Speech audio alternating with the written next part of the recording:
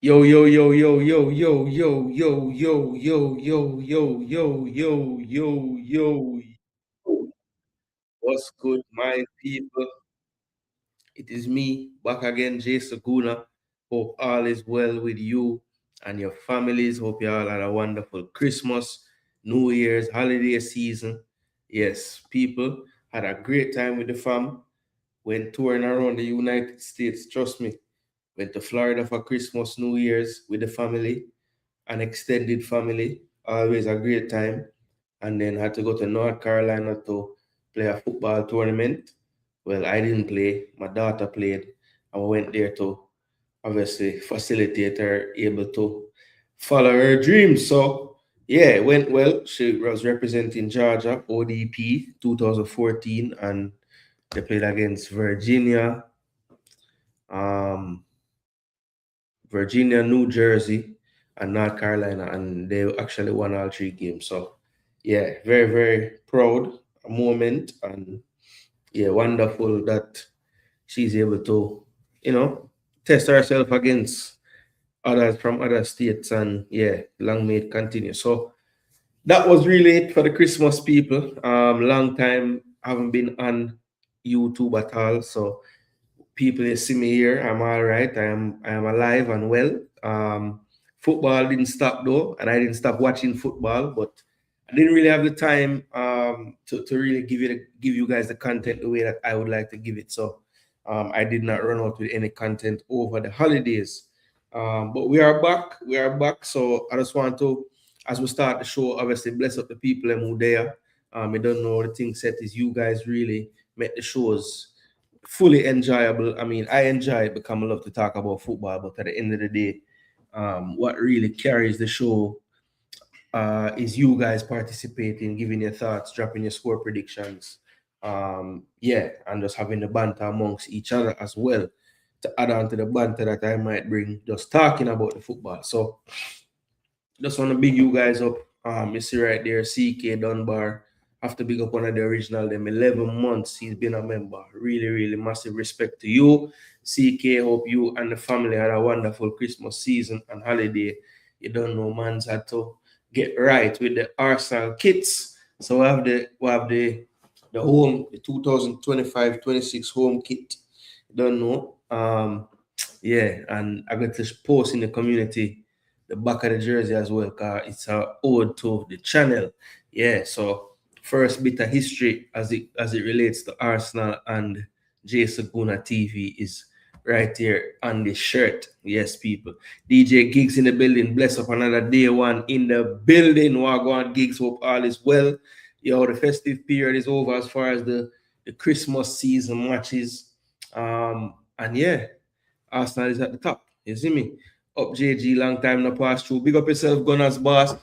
Just watch my Knicks get slaughtered in Detroit. It was not a good night for the Knicks. It hasn't been a good run of games for the Knicks. That's 4 in a row now, them drop. So I'm saying the NBA Cup curse is real, So I could see. Blessed New Year. Big up yourself, Jagons in a building. Yeah, man, another foundation, viewer and subscriber and supporter. Yeah, man. Congratulations to your daughter, Journey. Wishing her greatness. Respect Gunners, boss. We appreciate that. Yeah, man. We appreciate that. As an essential worker, had to work Christmas, but still had some downtime after to spend with the family. That is it. That is it, CK. You don't know, as an essential worker, that is basically all the way. But that in quotation there, as you say, yeah, those days you have to work said way. So we salute all those who have to work on the days when everybody else get to relax. Yeah, have to big them up, have to big them up. Yeah, man, big up yourself, CK. But I love that you get some downtime, same time. Talking about the Knicks, who are your top 5 point guards presently? That's a tough one. All right, so the greatest chef curry of the day night. I would probably put as well Cade Cunningham in it. I would put Brunson in it. I would put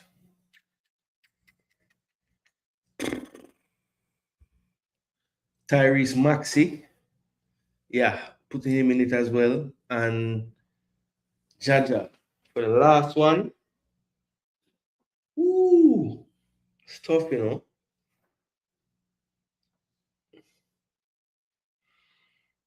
I know the Grizzlies not doing well, but Ja Morant is a beast.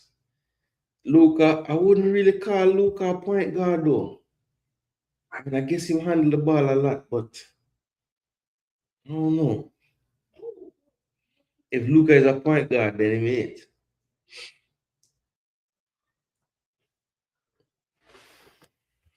Geeks say Arsenal for second again. John Star, I'm just think about the point guard them, you know.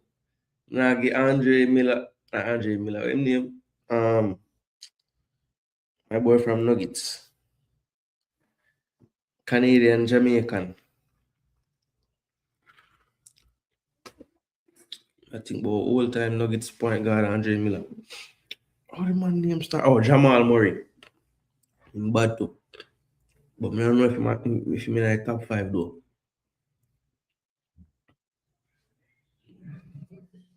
Garland is good, but not quite top 5, I would say.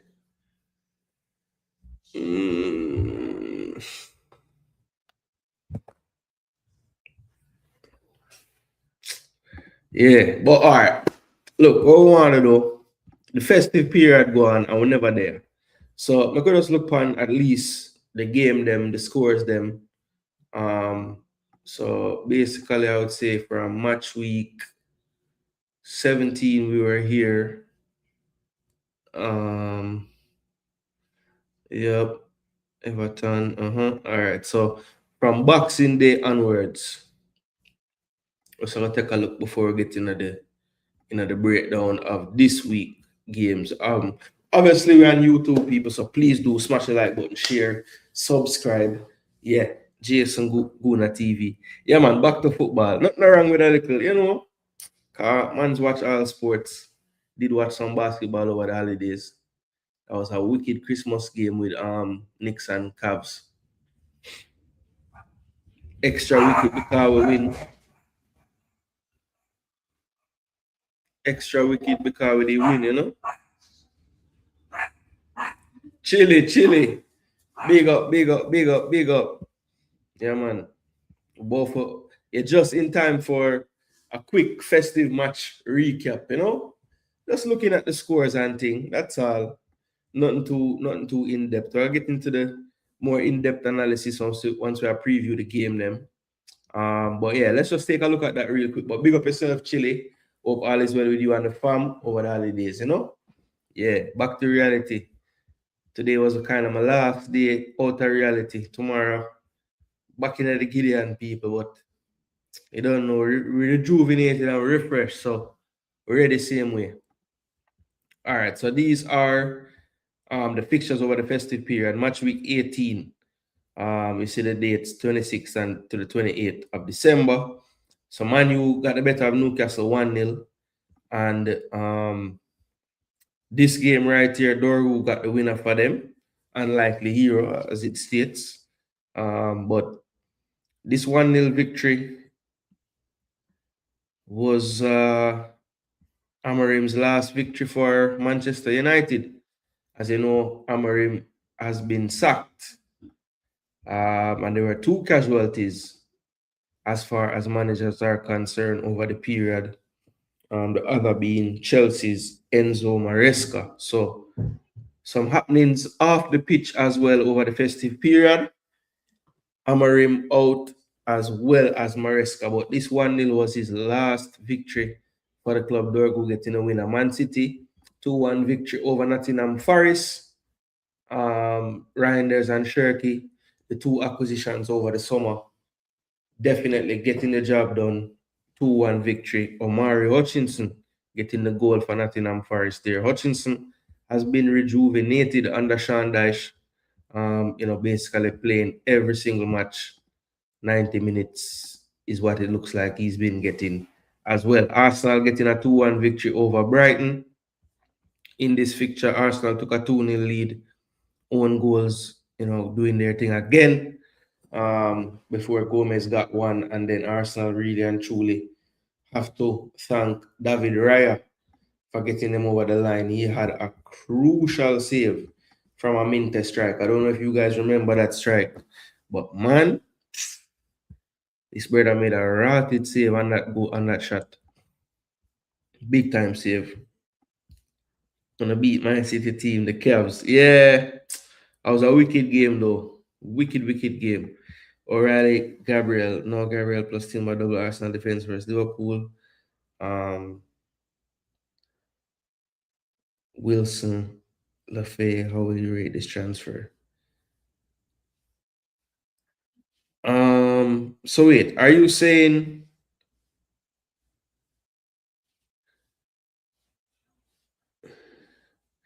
yeah, I would not get rid of Wilson. I mean, unless Wilson is injured and I don't know, I wouldn't be getting rid of Wilson right now. I think if Fulham does anything, he's gonna be involved, and he's just on form. You know, his left foot always been deadly, but coming like he's a next level of consistency right now. Brentford been racking up some good results, and this was a good one as well. 4-1. Shade was the hero on this day, getting a hat trick, and of course the ever-present Semenyo getting the one goal for Bournemouth. A lot been said about him as well, looking likely to go to Manchester City. His coach, when asked about it after the last game, still, saying, hey, he's our player, so until anything, we're going to play him. And he said he's being very professional, and he looks that way as well in the games because you can't really see any difference in his effort level. Burnley and Everton had a 0-0 draw. Liverpool got the better of Wolves 2-1, but it was a struggle for them, have to be honest. Was not the cleanest game. Wolves ended off the game looking like they were going to get the equalizer. Liverpool did have some chances as well, but wasn't the most impressive display. I watched this game amongst family Liverpool fans, and they were not impressed at all. Very underwhelmed. 1-0 Fulham got the win. Jimenez getting the goal. I think it was Harry Wilson that got the assist there as well. So careful with your transfer, my boss. The man just keeps on getting on the goals or assists tally. Aston Villa had a big 2-1 victory. This was in their ongoing run of victories. 2-1, Watkins getting a brace there.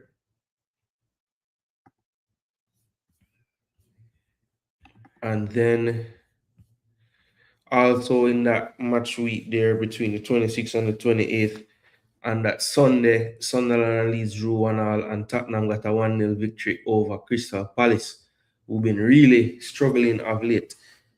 30th of December to the 1st was match week 19. You see the results: Newcastle 3-1, Chelsea 2-2 draw with Bournemouth, Everton 2-0, West Ham 2-2 with Brighton. Arsenal had the 4-1 victory to avenge the loss about 5 match weeks prior. That was a big statement win there. I think a lot of people would have looked at this game for Arsenal to be a potential issue, but Villa did have a couple players out, and they weren't able to really capitalize on some earlier chances when Arsenal wasn't really playing their best. And I can honestly say the second half, especially early on in the second half, it was some of the best I had seen from Arsenal this season. So yeah, looks the performance was really good on the day, and 4-1.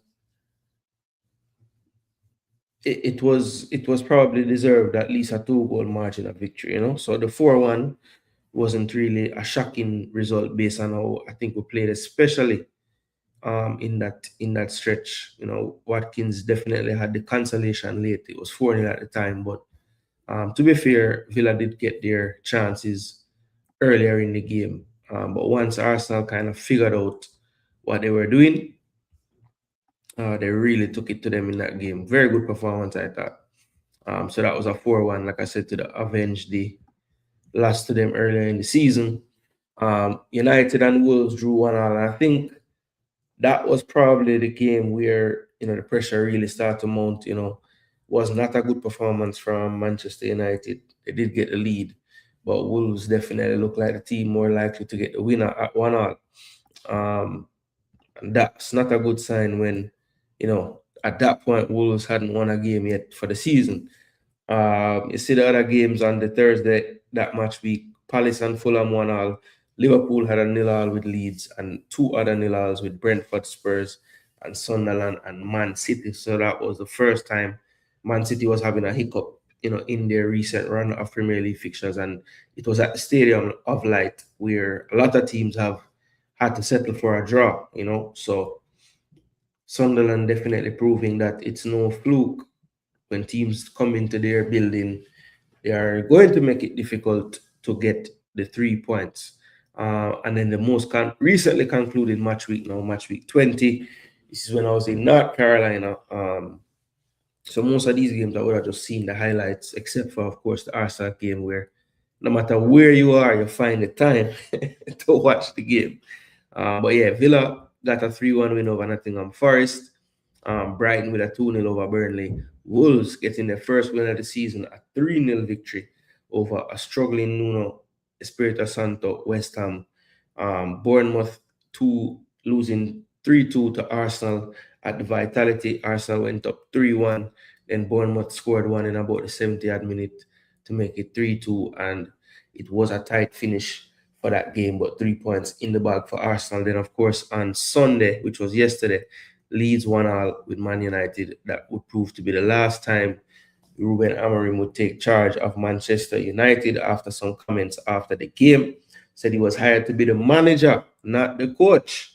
And yeah, seemed to have said too much in that press conference. He was asked to see the exit. Brentford with a 4-2 win over Everton. Big win away from home. Hat-trick by probably the surprise striker of the season, Igor Thiago of Brentford. And Brentford have a pretty good record now of high scoring forwards. When you look back at the history from Tony to Wissa, now Igor Thiago. I'm trying to remember, there's probably another one in there I'm forgetting. But yeah, they seem to always have a striker scoring a lot of goals. Newcastle got a 2-0 win over Crystal Palace. Their struggle continues in the league. Tottenham 1-1 with Sunderland. Fans growing very tired of Thomas Frank at this point. Fulham getting a 2-2 draw courtesy of Wilson goal again, and Reed with candidate for goal of the season. What a strike to make it 2-2 there after Gakpo had scored in injury time as well. So 2 injury time goals there. And then Man City, Chelsea dropping, taking the 2 of the points from Manchester City when Enzo Fernandez found the net in the 94th minute after good work by Malagusto down the right-hand side, beating Nico O'Reilly, who at about 3 different times in that second half looked like he was going to get subbed off. But injuries to other players on the pitch forced that not to happen. And in the end, I do think that it was his physical ability or lack of it that caused that chance to even happen in the 94th minute. So, looking at Pep bench, I'm trying to see what he could have done. Maybe a Rico Lewis comes on, not ideal. It seems like Pep wants to play Rico more in midfield at this stage, but, sometimes you have to do what you have to do. Clearly, they didn't have another defender to bring on besides a young Mfuni, but you do have Rico Lewis there. He has played left back before. Throw him on at that left back. Maybe Malagusto can't so easily beat Rico Lewis with the same move, But hindsight is 2020, but I'm just saying, Yeah, man, but Enzo Fernandez, we're thankful for that goal. So 2 straight draws going into this match week 21 window. And that's really how Arsenal now has amassed a little bit of a lead, because the table is looking like this. Wolves, after getting their first win, up to 6 points now. So they are 12 points from safety with 18 games to play. So not impossible, but they have to definitely go on a decent run in the next, I'd say, 10 games or so to have any chance to stay in the Premier League. Burnley, 12 points currently. West Ham, 14 points. On the slide, you see 4 losses in the last 5. Nottingham Forest last 4 on the bounce as well. They are still 4 points clear of the drop zone though. Leeds up to 22 points now, unbeaten in 5, but 4 of those are draws. But still, they are moving away from that danger zone now, 8 points clear.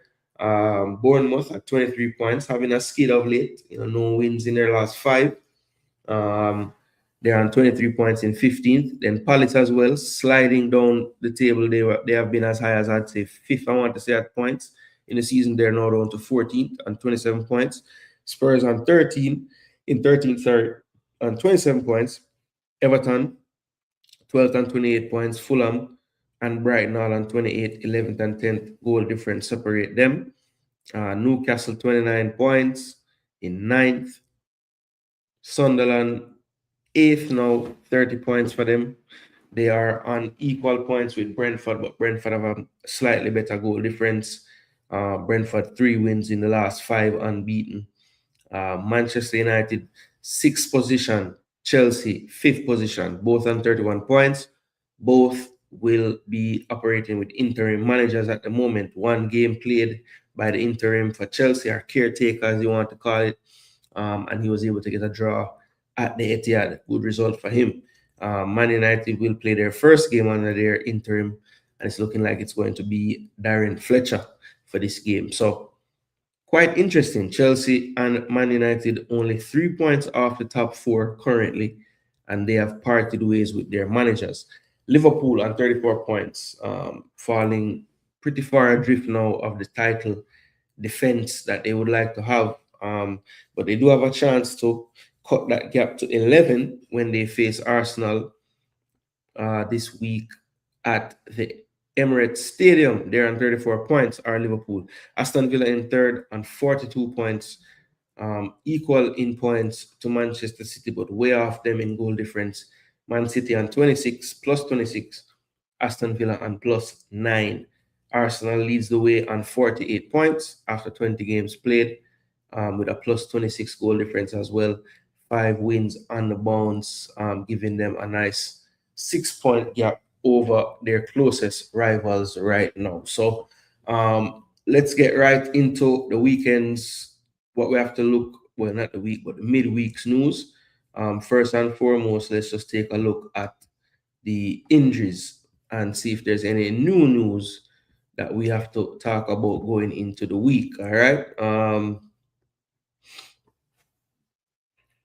Yeah, I would do the Gabriel one. It's the second one I don't really think I would do, to be honest. With 19 games remaining this season and a 6-point lead, what's your expectations for the team?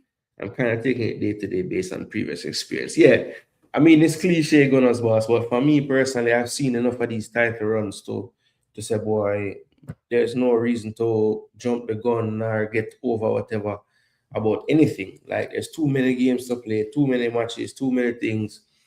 All I will say is this. There have been a lot of times when we're going into these runs and I'm saying, we might need something else to get it done. This is the one time where I can say we don't need anything else. We just need for the manager, the players to do the right thing, play well, don't give away anything, don't just give away, don't have a full entire game this season where you look back and you say, yo, we just play horrible for 90 minutes, because we have had title runs in the past where we can look at games and say, yo, we played like complete crap that game. Never do anything, not even a spell. And we just can't have those moments this season. And I honestly feel like with the squad that we built, the players we have, as long as the coach presses the right buttons at the right times when he needs to, we should be right there, bro. Right there. But I am taking that approach though. Day by day, game by game. Like, not going to overreact to 2 draws from City when we know them can reel off 6-7 wins, So let's have to go game by game, bro.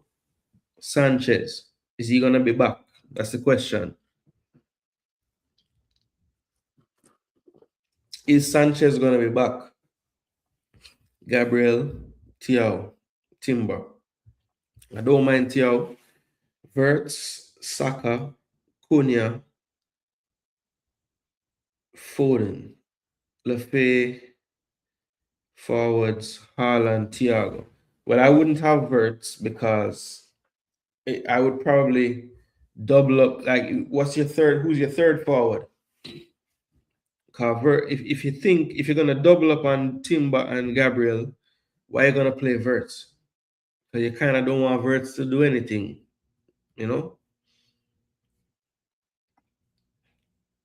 Surprise, Amorim survived 2025. Yeah, hey. It's like the timing is weird, bro. The man finished 15th and was down in 16th, 14th, 13th all the time. And now the man reached to 6th and then fire him now.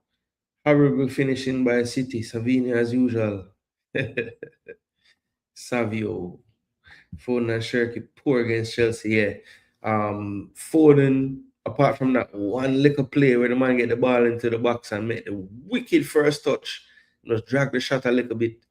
It was very quiet. And Shirky, when he got into dangerous areas, was just he just seemed a bit off, like timing wise, like people just nicking it off him foot and yeah.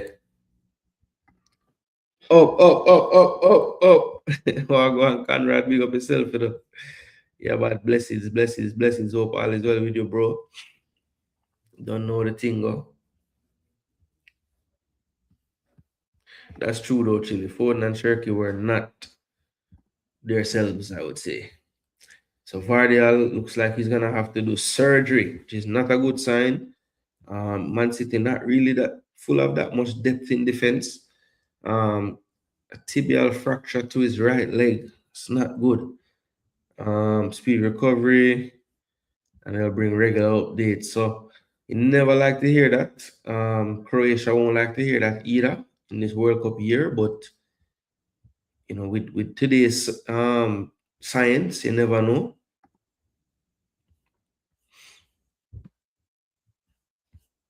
Looks like Kudus will be ruled out as well. Going for a scan to clarify.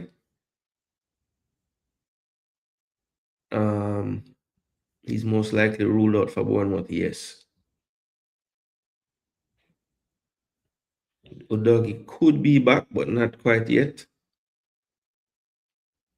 And Simmons will be back after his ban.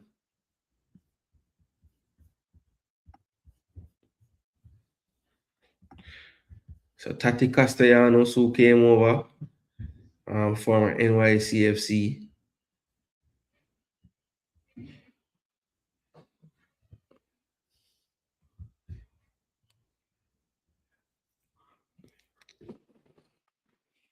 They could get a run out for Nuno. West Ham will probably try anything at this point to get some reprieve from what's been going on. They will be facing Nottingham Forest, so that's the one game that will be happening tomorrow. So yeah, we'll see if they get the start or not. But it sounds like Nuno want to include them some kind of way. And Guardiola did mention that Diaz injury not looking good either. So that's not really the best news for City fans, I would say, because that is an area where I don't think the depth was that good. And Slot also confirming yesterday that Ekitike looks like he has picked up some kind of injury. Let's see if I can find the actual quotes on the injury. Hold on 1 second. Okay, here we go. You go travel because he felt something during the training session, so he went for an MRI scan, and we got the result when we were flying.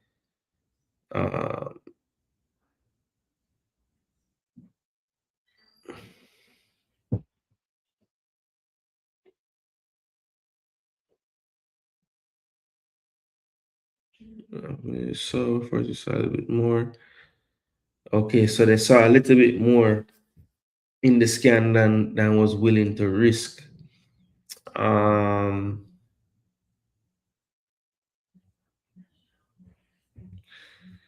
and he's complaining about, Isak being out and that causing strain on Ekitike and this and that. So, yeah, Slot looking like he's having some issues with the players them being out.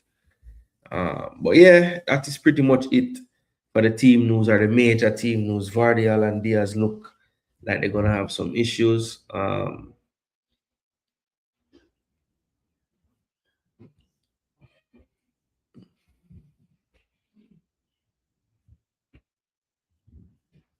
Yeah. So let's get right into the matches now, people.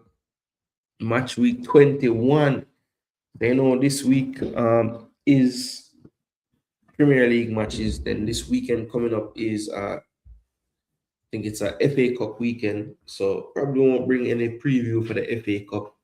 So might just do some content around all things football that weekend. Maybe just have some open shows. You know, I was thinking trying to have some different type of programming this year. Maybe do some shows where we just talk about best lists, you know, like I don't know, just come up with something, you know, best right wingers at last 20 years or something. I don't know. Best forwards period over a time frame. Best forwards ever. Yeah, just have the discussion. And at the end, just create a list and have it there documented, the list that we'll come up with. So nothing groundbreaking, nothing brand new, but just from my perspective, you know. And who knows, when it comes from my perspective, maybe it's considered groundbreaking. You never know. You never know, my bro. But yeah, week 21, you know.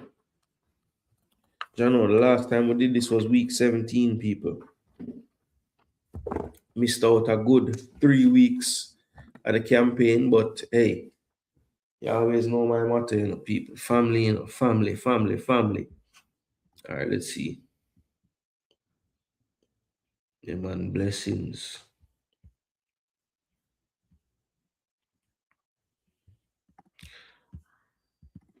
Big up Cygnus Media in a building. 5 months I'm hearing for Vardiol, most important defender. Yeah, no Diaz, no Vardiol is problems. Nico was looking tired. 8 no at Afghan. Yeah, it's rough. Of course, Ekitike gets a knock in time for Arsenal. Yep, right in time. So I'm thinking, I don't even know what I'm going to know.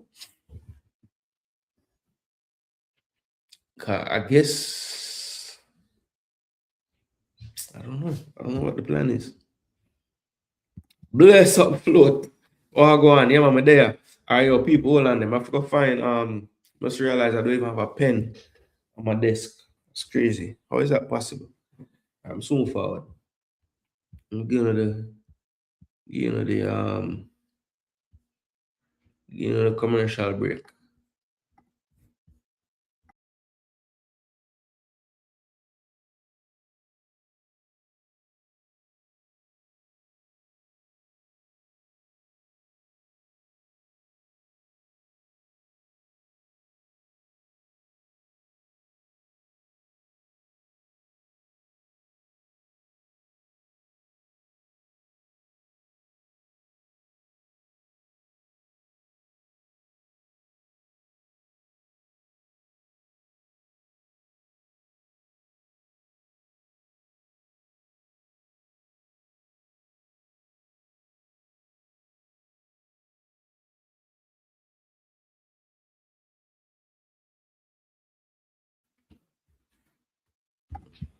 All right, people, I'm there.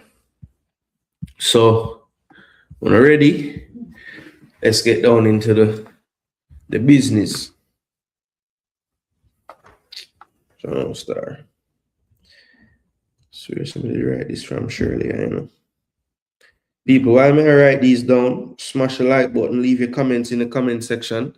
Let me know how your holidays went. Everybody, family sort out, whoever family for sort out. Everybody who not a family, did you get what you wanted from your family? It's not about gifts, people. Did you get to spend time with your family? That's the main thing. And if you did you do it without fighting them every day? You know, did you actually enjoy your family being around? Those who don't get to spend time with them family all year, somebody like myself who kind of live away from the immediate and extended family where me live, the holidays have a different type of meaning because without those times, it's like we don't really get to spend enough time with those people. So yeah, it's just a reminder that um it's important to just switch off for a little bit and make sure you be present for your family and talk to them and see how them been doing, and it's important, man. Yo, Jordan, name building. Oh, go on. Hope you're ready for the battle on Thursday. Browns rookie Shador Sanders has shown flashes outgaining fellow rookie Dylan Gabriel by over 350 in their last 4 starts. Brother, that coach from Cleveland need to be studied. How much he made on Shador this season, man. Wickedness. All right, so the game them. I'm right down the game them. So I have West Ham and Forest.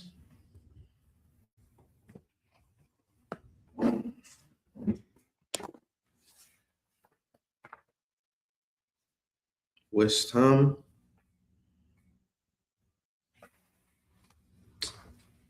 It's not gonna work, so yeah, it's better.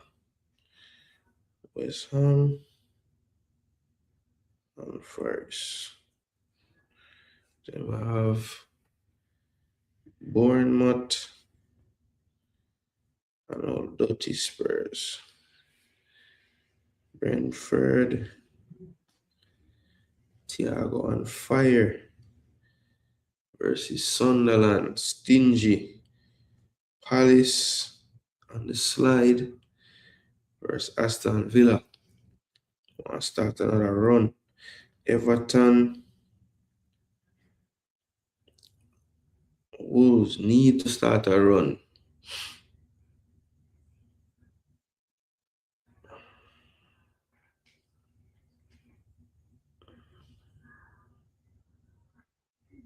What? London Derby, Fulham, Chelsea.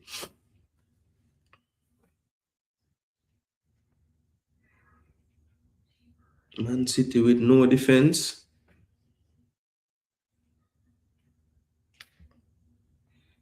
Burnley. United. Newcastle. Leeds. It's a beef. And Arsenal, Liverpool on Thursday by itself. All right, so that is the fixtures for the week. Lovely. It's a chili there. And I see Red Skull. A skull there. Wednesday. No, Wednesday me not free because I have to take my peeps go to the airport. Because them not cut yet.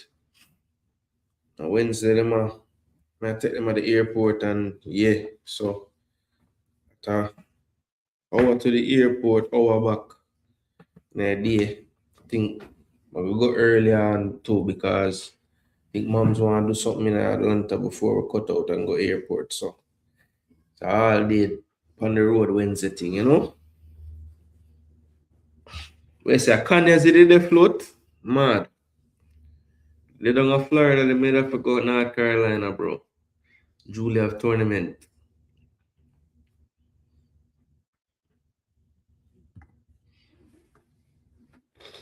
Yeah, man. Perfect. Fire that bastard.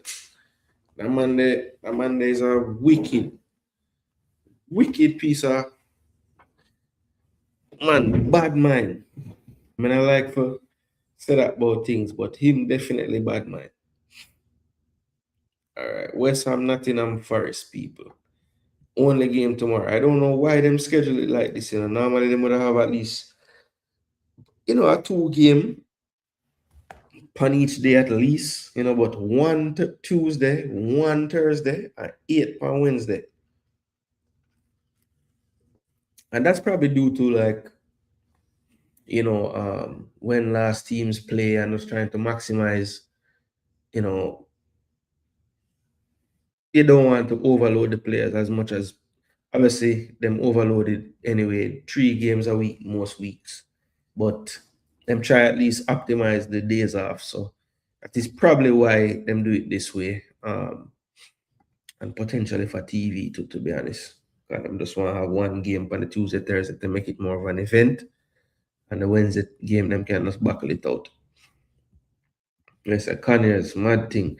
The London derby shouldn't be every London versus each other. It should be versus the two most prominent London clubs. Yeah, I mean, you can say that Gunners boss, but you can't tell a Fulham man that when Chelsea and Fulham, they're right down the road from one another. You know? And even the Chelsea man, they may tell us, say, the Fulham derby big to them because them so close. So, I guess what you're saying is you shouldn't call it just London derby unless it's the two biggest. You know? But let them get them not what name West London derby then. I think it's West London them two places today. Because even though West Ham is West Ham, it's really East London.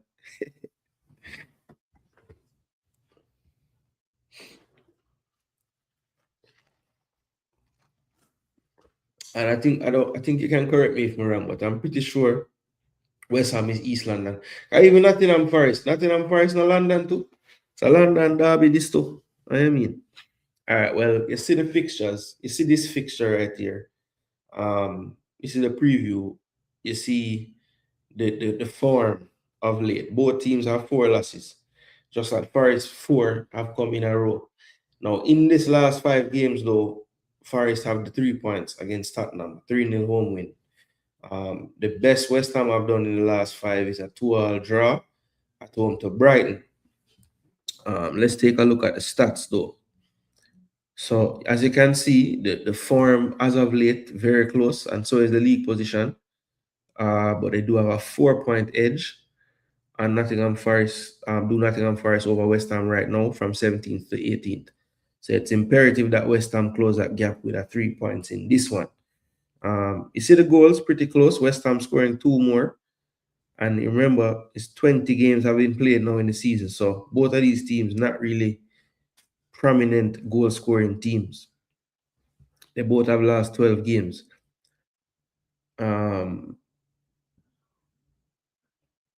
But the difference is Forest have 2 more wins. And that's where the point differential comes into play. The XG higher for Nottingham Forest than West Ham. And 3 clean sheets for Forest, a team that got over double digits last year. West Ham only 1 on the season that has come under their manager now, Nuno. You see the meetings before this, they've played 15 times. 7 wins for West Ham, 5 for Nottingham Forest. Last time they played in this stadium, Forest did beat them 2-1 May 18, 2025. But earlier this season, West Ham got the better of them 3-0. This would have been, I think, under Ange, if I'm not mistaken. And yeah. Oh no, sorry. This was when Nuno was there. This was when Nuno was there. That's right. And of course, now Nuno is managing the opposite team. so the man play Forest. The man played against West Ham as Forest manager. West Ham beat them 3-0. Potter gone from West Ham. Now Nuno gone from Forest. And now Nuno is hosting Forest as West Ham manager. Why this is a madness. This is a madness. Well, he's hoping that the fixture can go 3-0 again for his team. And that would mean that it's a exact result as the first time they played this season, which was a 3-0 to West Ham. So yeah, that's what he'd be hoping for. You know, both of these teams don't really score that many goals over the course of the season. But they do both concede goals. So this one, I think, is an interesting one to call. I just have to base it off of the recent form. And I don't know, man. Does West Ham have a performance in them to sustain a 90-minute performance and actually win a game? I don't know if I see that in them right now. So, I don't see it. I don't see it, people. But look, I'm gonna go with a team that just looking better right now. So I'm gonna say a 2-1 win to Nottingham Forest. I think West Ham is really struggling right now. So 2-1 Nottingham Forest away from home for Sean Dyche and his team to give him a little more breathing room from the relegation zone. So that's my call on the West Ham and Nottingham Forest fixture. Now, as I said, it's going to be a loaded Wednesday. 1, 2, 3, 4, 5, 6. 6 games at 2:30 Eastern and 2 at 3:15. So, of the 2:30 games, Bournemouth and Tottenham, that's the first one listed here. So, the stats for these two, 15th and 13th. So, another matchup where they're pretty close in the league. 5 wins for Bournemouth and 8 drawn games, 7 wins, 6 draws for Tottenham. Both have 7 losses. 31 goals for Bournemouth, 28 for Tottenham. Let's see. Bournemouth do concede more, but you see the expected goals way up at 31.68. Tottenham far outperforming their XG to get to those 28 goals. So that's an issue for them. Chance creation. Also, their expected goals really low. You'd want it to be, up there closer to Bournemouth, 28-29 at this point of the season. But they are struggling to create, I think, in the matches. 7 clean sheets for Spurs, 5 for Bournemouth, and that could very well be the difference in the points so far this season.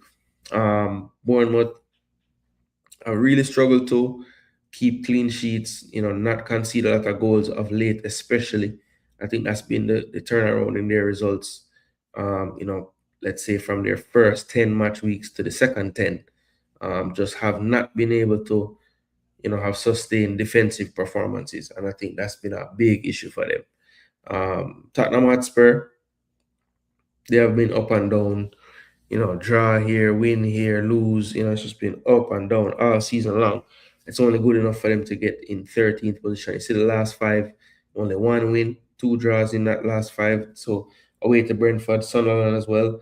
One thing you can say about Spurs of late, though, they have been pretty stingy, only giving up 1 goal, or a clean sheet the last 3 games. I think 2 goals conceded the last 3. So getting a little more stingy on the back, but it is all defensive for Tottenham, not creating enough over the course of the season, especially most recently. And they'll have to turn that around. I think Brentford has proven formidable in terms of their attacking.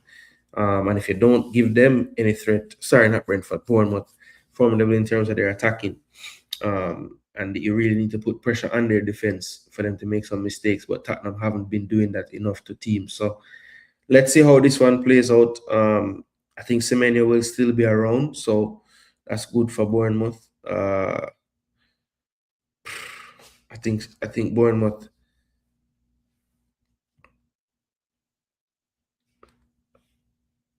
They played 2 really tough teams lately and had good performances. I thought against Chelsea they played decent. Against Arsenal they played well as well. I just think they might just be due for payoff for some of these better performances lately. And Tottenham might be the game for that to happen. Tottenham is so unpredictable, man. They'll go away from home and win 1-0 or 2-1 or something. You know what? Smell a draw. So I'm gonna say 1-1. Bournemouth and Tottenham will end 1-1. That's what I'll go for. It's a hometown rivalry should be considered different. Forest 2-1 to Chile. Yeah, I agree with that one there. And Cherries 3-2. Yeah, I was gonna go 2-2 or 1-1, so I went 1-1. Cherries concede a lot, but Tottenham wordless. You see, Tottenham have the historical edge, 10 wins to 4, 3 draws. But Bournemouth did win the opening game this season, 1-0 away from home. So let's see what happens on Wednesday. Brentford and Sunderland. This should be another good matchup. 2 teams very close again in league position, 7th and 8th. Brentford have 2 more wins though, but Sunderland have 6 more draws. So it is pretty tight in terms of where they are. As a matter of fact, they're dead even. 7 times 3, yep, 21-9, 27-3, yep. So 30 points. Both of these teams have. You see the goals though. 32 for Brentford, 21 only for Sunderland.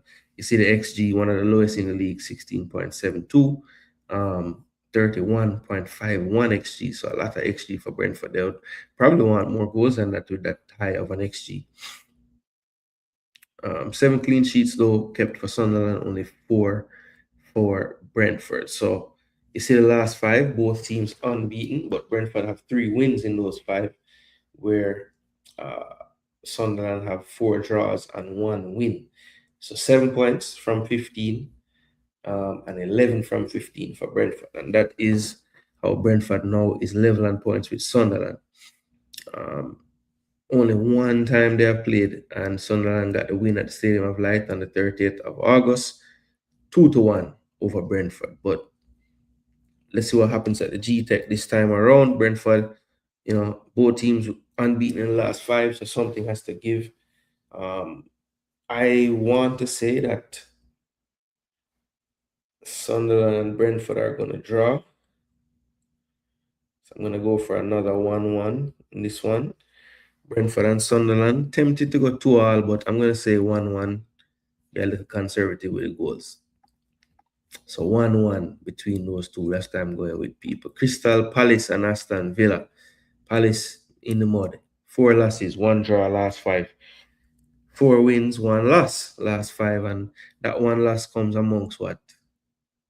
I don't know. 12 in a 1 loss in 12, and all those are wins. 10, 12 or 13 maybe. So yeah, they're having a good run. Stats going into the game, you see this is the first one where a big gap in the position, 14 and 3rd. 7 wins, almost doubling them up with 13 wins. Aston Villa, 33 goals, 22 for Crystal Palace. You see the XG for Crystal Palace way up there at 32.18, only 22 goals. That is really alarming. Mateta definitely struggling in front of goal this season among all the attackers as well. 24.11 and 33 goals. That's very good. You want the XG to, you want your goals to be outperforming the XG like that. That will make any manager happy right there. 7 clean sheets for Crystal Palace so far. 5 clean sheets for Aston Villa. Palace definitely anemic with the finishing this year. 27 times this match playing in the Premier League. 11 wins for Palace, 9 for Villa, with 7 drawn games. Palace beat up Villa early in the season when most teams were beating Villa or drawing them. So that result, I don't know how much you can really read into it going into this one, because the form of the two teams are at polar opposite ends right now. So I want to say that Crystal Palace is just in the dogs right now. They did make a signing with Brennan Johnson. Maybe they'll make more, but they could also lose. Regardless of who they sign or whatever, I just think Aston Villa will do the business again. And I'm going to say they're going to win this one 2-1. Aston Villa will win this game 2-1 away from home to try to keep pace. So they will cut that lead to 3 before Arsenal get a chance to kick a ball, I think. Everton and Wolves. Everton, a bit of a wobble of late. 3 losses in their last 5, 1 draw, 1 win. Wolves, you see the 3 losses, 1 draw, 1 win. So unbeaten in their last 2. I don't think I could have said that anytime before the last 2 games this season. But yeah, big win over Nuno, 3-0 at home in the last one.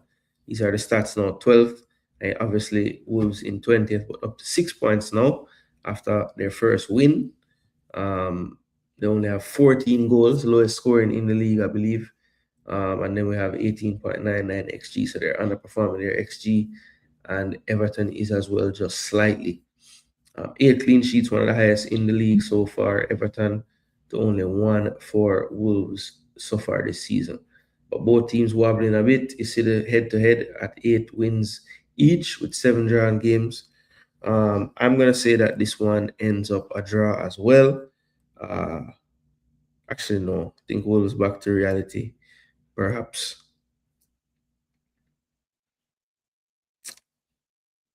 Nah, you know what? 1-1.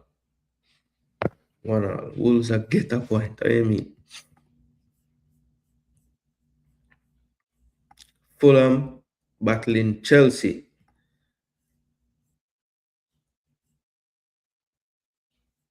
11th versus 5th. Both teams have 8 wins, but 3 more draws for Chelsea. They have a 3-point lead. 33 goals, 28 for Fulham, pretty close there. You see the XG though. Chelsea up at 34.86. I would like their goals to be higher right now. 23.06 for Fulham with 28 goals. That's a pretty good ratio of goals to XG. 5 clean sheets for Fulham, 8 for Chelsea. Fulham had a 3-win. They had a 3-game win streak, then drew twice with Liverpool and Crystal Palace, so they're unbeaten in their last 5.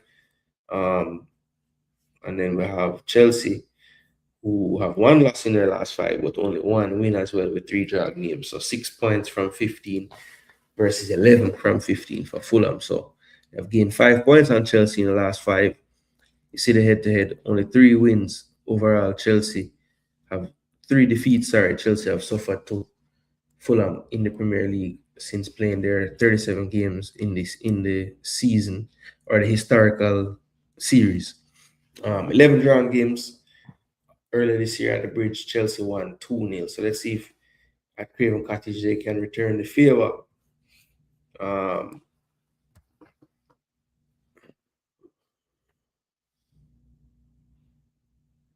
Yeah, I think the adrenaline and everything took them through. It was Man City, big game.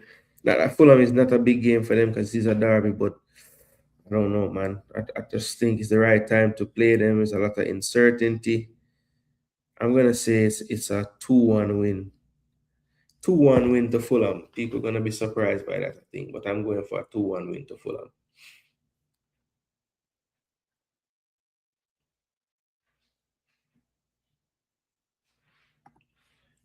According to the coach, yes. Brentford 1-1.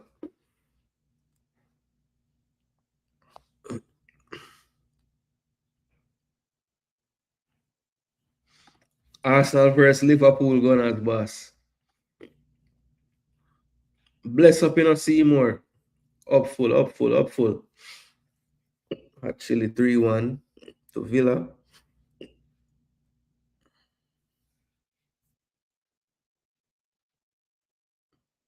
Yeah, man.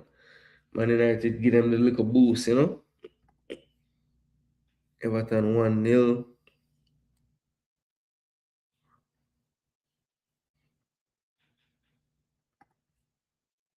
Chelsea 2-1.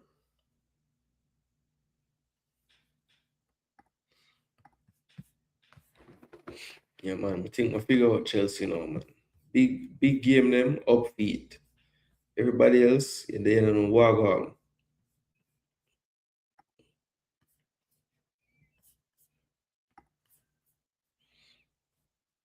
Manchester City versus Brighton. Yeah, no. 2nd and 10th. Almost double up the wins as well. 13 wins for City, 7 for Brighton, 3 draws, 7 draws for Brighton.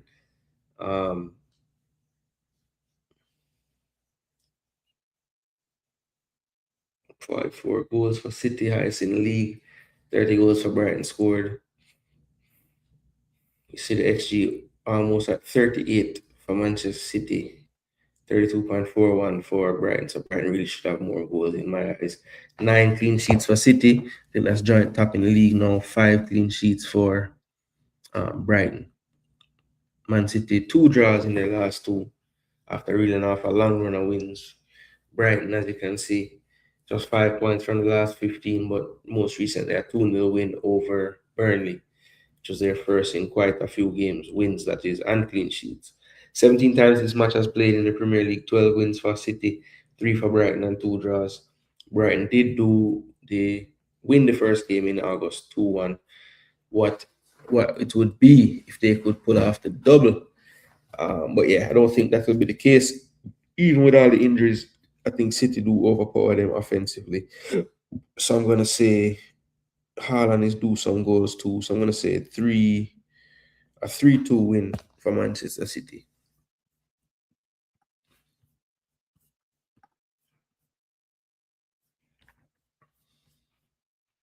Yeah, I'm gonna say a 3-2 win for Man City. Burnley versus Man U. 19th and 6th. So let's see what Darren Fletcher can do. 34 goals, it's not bad. 20 goals for Burnley. See the XG. So Man U really should have more goals. 35.79. That's up there in Man City territory for XG. 3 clean sheets and 2. Not the best for either. See the last 5. United 3 draws, a win and a loss. 2 draws, 3 losses for Burnley. So neither one really inspiring much confidence right now. But United, we saw where I think Chelsea gave a spirited enough performance with their caretaker. I think they'll get a tune in this game, and Turf Moor is a tough place to go, so they'll probably be looking at it like, yes, it's our best time to play them, but in the end, I think Man U get something out the game, so it could be a draw. I'm gonna go with a draw. I'm gonna say 2-1 United. United get a result and make the fans them start ball for Fletcher for stay. Yeah, Burnley United. All right. Now Newcastle Leeds is the last game of that day on Wednesday. Leeds up to 16th now after some decent results lately. Both teams score around the same goals, 28 goals for Newcastle, 26 for Leeds. You see the XG right there. Both teams underperforming it a little bit. So not ideal. 6 clean sheets for Newcastle, 3 for Leeds. Last 5 games, Leeds with 7 points. Leeds with Newcastle with 7 points, Leeds with 7 points as well. So both with the same amount of points, but unbeaten in the last 5 is Leeds, 4 draws and a win. Newcastle at home, typically tough. Last time they played at home, they won 2-0. The time before that, they drew 2-2. So very rarely they lose at home. And Leeds has been able to squeak out some good results away from home. I think they have 3 draws away from home on the track. So that's a possibility. Could they get a draw? Low scoring draw? Even a 0-0 draw? I think Newcastle at home will get some goals. I think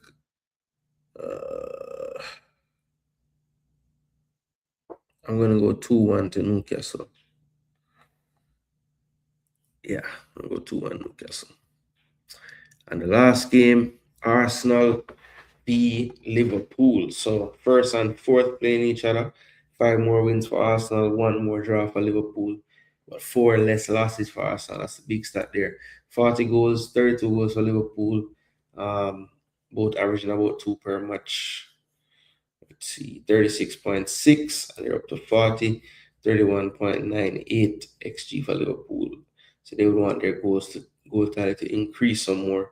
9 clean sheets for Arsenal, 6 for Liverpool.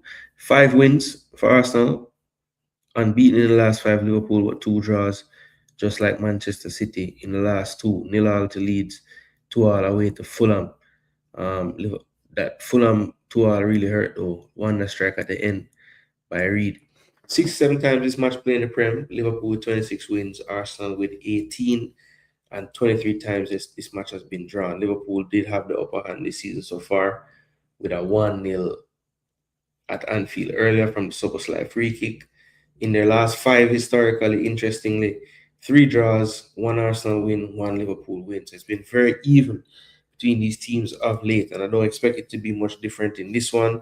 The only difference here that I see is Arsenal just might be a little bit more equipped for a physically demanding game, which probably is going to require some subs being used and all these things.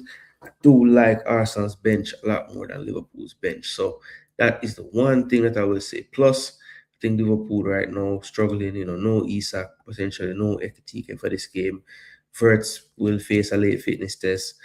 A lot going on injury-wise with Liverpool right now, especially in the attacking area. So I just like our chances to hold out against this Liverpool team that is a little bit depleted. More is at the Egyptian, more is at the Afghan. Isak down, Ekitike down. Not ideal time to be facing this Arsenal team right now. And we are getting healthier as we speak. So it's gonna be quite interesting. It's gonna be quite interesting to see how this one plays out. I do happen to think that, as I said, Arsenal can rotate a bit more right now. You saw on the weekend we did play, Saka didn't start.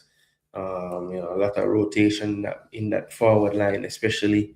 And yeah, I just think those little differences are going to make the difference when it comes down to this game right here. And the Emirates will be up for it on a Thursday night against this Liverpool team where, they did get the better of us this season. One of the few teams this year that were able to beat us. The last team that beat us and came to face us in the Emirates, they went home 4-1 losers. Do I see something like that happening? It's possible. It's possible. I do think Liverpool do show signs in games this year of capitulation if they really get under the right amount of pressure.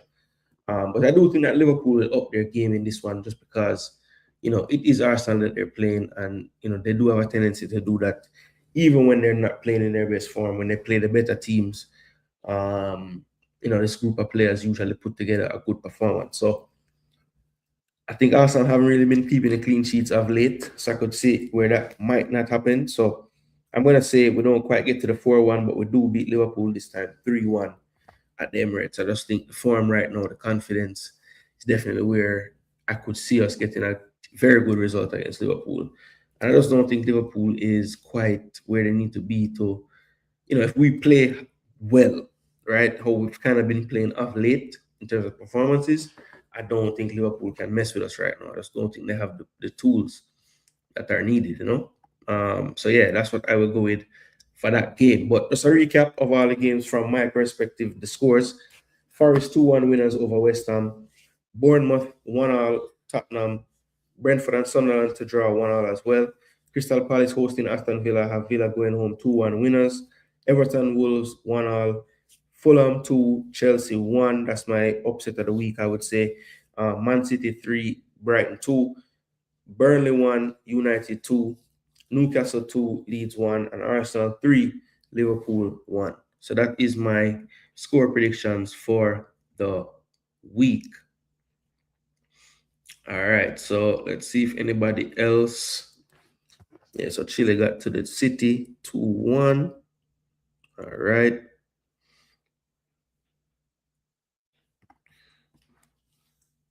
Liverpool 1, Arsenal 2, Chelsea 1-0, City 2-0, United 1-0. All right. They say, man, you unbeatable after sacking the coach. My gosh.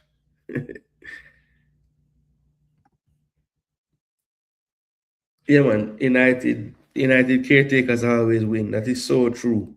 And if them get the job, it's them start lose right away. Yo, big up Skull. Yeah, man. When we did that, bro, me did that with my family, bro. I mean, I have my equipment with everything. Me I watch games, but when it come down to doing the content, bro, it was difficult, bro. I just have to play domino and full joy the family is it. I'm gonna say, you know what? I'm not gonna run out and half performance, But I'm gonna slow YouTube, the people say, yo, we're going there, we're going there. And see that 24 lovely people on a Monday night just there, a reason and I talk about the ball game. But yeah, I hate that, we go through the game them. So you don't know if you want to drop your score predictions, you can drop them now in the comments. I will definitely make sure to write them down. Burnley and United 1-all.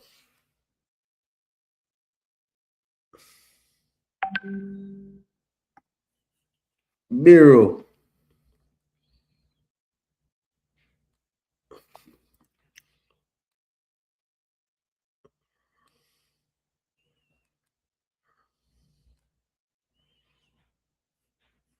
Missed the first one.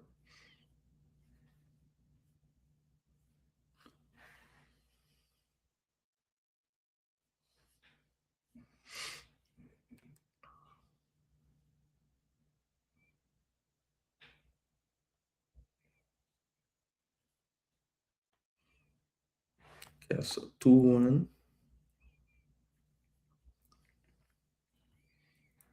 Yeah, man, I have to back them up for true. Like 3-4-1. Yeah, see him say. Brentford 3, Sunderland 2. Alright. Bureau G have fired them off. Chile said 2-0 to the Gunners. I think we're going to win by 2. I just feel like Liverpool are going to score 1 goal. Villa 3, Palace 1. But Bureau G, you skip the first game tomorrow, man. Everton 1, Wolves 0. Fulham 1, Chelsea 2. City 2, Brighton 0. Burnley 0, United 1. Newcastle 1, Leeds 1. Pristine, I'll send the pick, alright. Big up yourself, Pristine, every time. Big up yourself. Let's see if I miss Bureau G first one. I think so.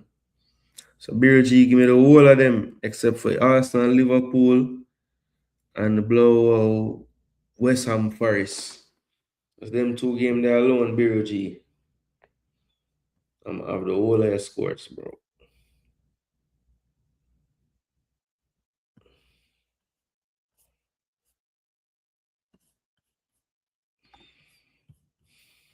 Not even want to tell them about my FPL flop.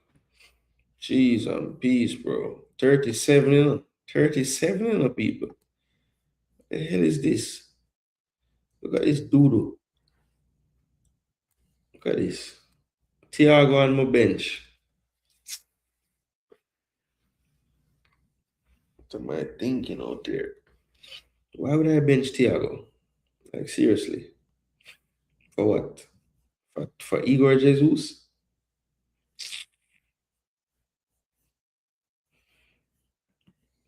Another one rotted thing. Yeah, bro, it was a rough week, trust me. But somehow, yeah, see? Drop out of first in 3 leagues. Now I'm going down to 20th in another one, yeah? Really bad.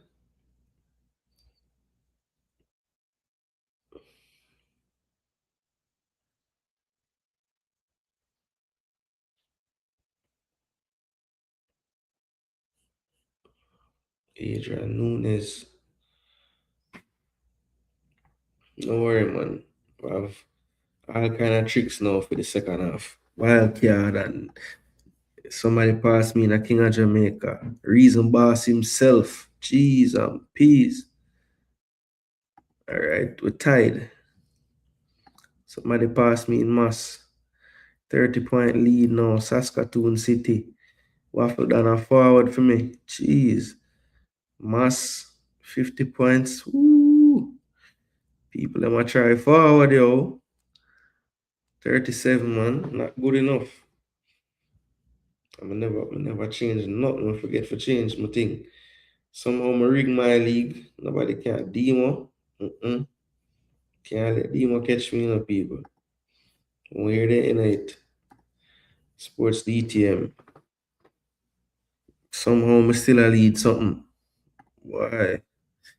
Don't worry, man. I'm gonna get a one chance this past week, man. True, I forgot.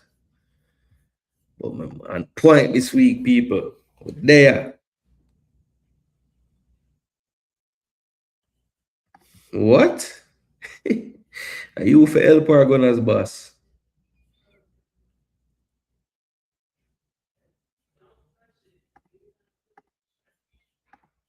West Ham 12. And what you say about Arsenal, Bureau? Arsenal, Liverpool. Say it with your chest.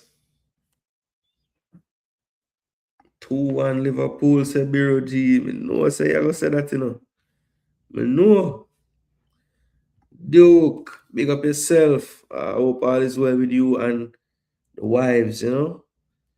2-1. Forest. What? 3-0 Tottenham. My gosh.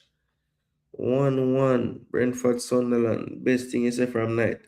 1-2.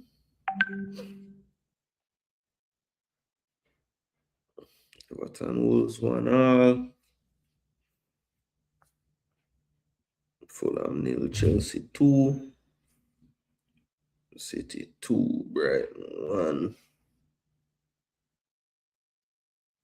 Man say Amorim out, United winning 3-0. Newcastle 2-1 over Leeds. And Arsenal 2-1 over Liverpool.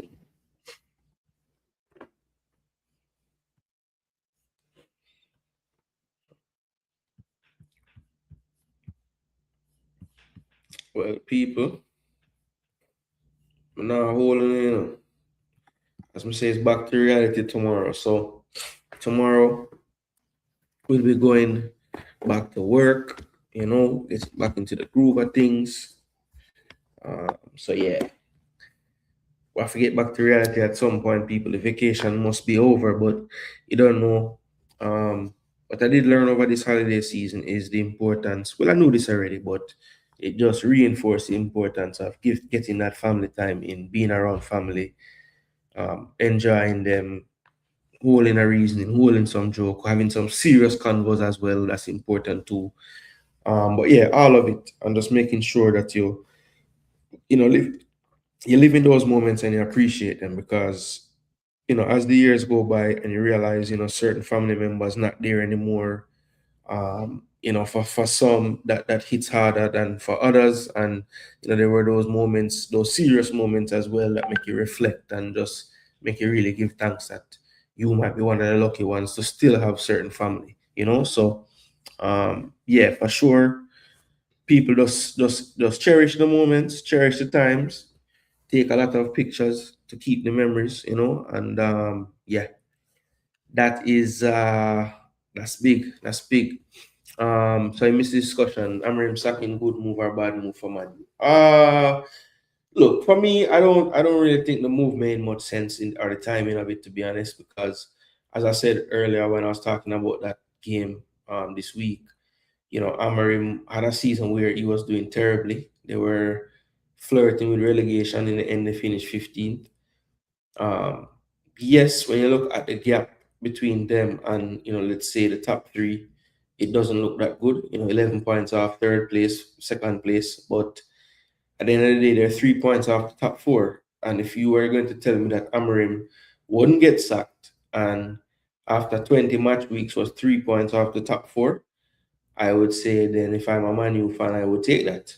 But look, I'm seeing a lot of Man U fans thinking that this is the catalyst now, and I'm just like, you guys sound like deluded Arsenal fans when Arsenal thought they would win the league 5 years ago, 6 years ago, 4 years ago, whatever the case was. We say, yeah, we're going to win this year. You guys have seen the managers change. I think it's going to be the 13th person to take charge, or no, the 11th person to take charge since Sir Alex leave.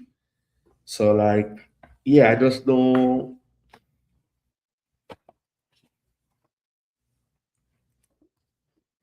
Yeah, he's also 3 points from 12th, but he's not 12th. He's in 5th. So, or 6th, whatever it is. So, bro, I don't know, man. I don't know. The guy had his issues. I think that he's stubborn as hell, because I don't think he ever had a squad capable to play like exactly how he wanted to play, but he kept trying to play that way regardless. So yeah, he's stubborn. Definitely stubborn. Stubborn coach. Um his football was trash. I mean, I don't know, man. Like this season, right? You look at just look at the stats. Right? Let's look at the stats for the league, right?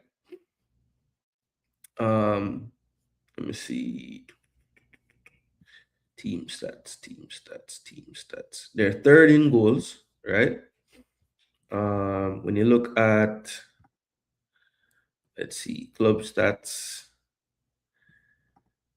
let's see, expected goals, they are third as well, right? When you look at clean sheets, they're nowhere near the top, which makes sense because their defenders are not that good.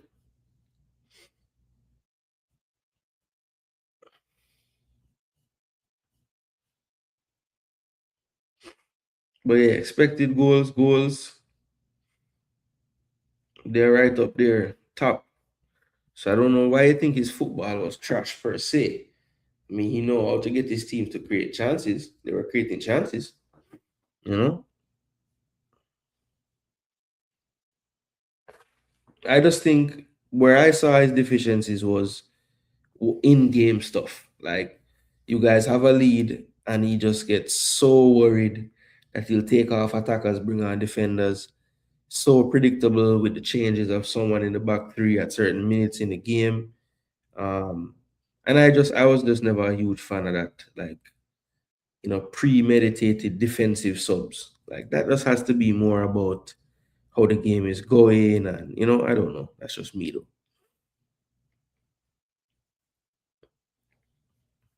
Where I said I'm gonna do it in spite of it. Well, look, I just know that I have seen United change managers out since Fergie leave, and there's this big, this is it, this is it. We're gonna turn the corner, and it hasn't really happened for you guys. So I don't know, man. It just seems like you guys keep expecting something different from doing the same stuff. Let's just sack the manager again.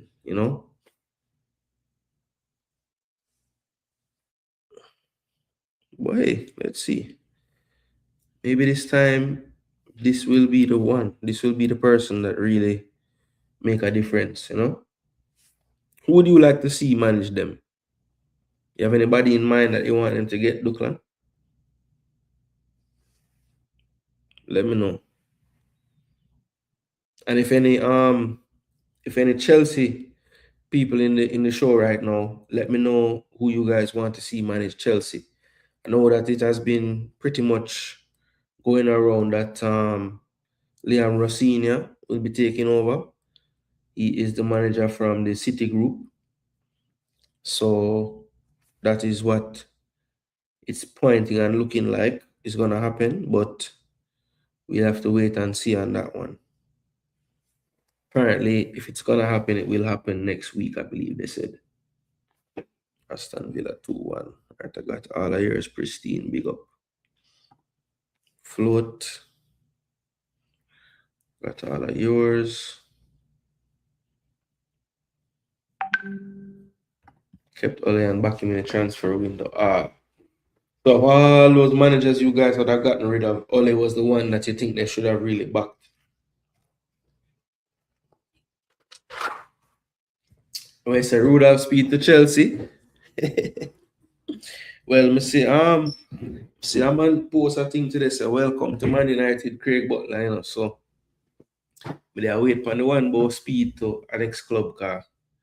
Usually them two is like a competition thing. It's like a competition thing. So once you see a speed one, you soon see a Butler one and vice versa. But we don't see it yet. Maybe it'll forward soon. But yeah, people, I'm not holding as I say, tomorrow work week, respect to those who just forward and just drop in them scores real quick. But I don't know if the show happened to end and I don't drop your scores yet. Just drop them in the comments under the video, whether it's the portrait mode or landscape mode. I will see them. So yeah, we will definitely jot down the results and see what are going on. I'm going to have a review show on Thursday this week after the Arsenal-Liverpool game play. All 10 matches in the game week will play. So we'll forward again with the review, full analysis, full breakdowns of all the games.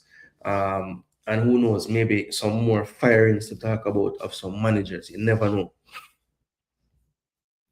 Well, our interim coach has two sons in the first team, so he's not far from Butler's vision. Yeah.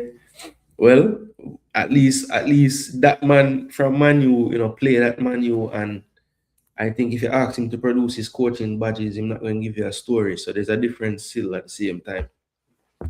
Anyway, people, big up on yourself. Thanks so much for tuning in. I'm Jason Gooner. This is Jason Gooner TV. I don't know in the kit. Yeah, you see the detail. You see the A. You see the A's all throughout the red design. It's a wonderful home kit, people. And we are out of here. My name is Jason Gooner. This is Jason Gooner TV. It's on this side. Come on, you Gooners. Don't let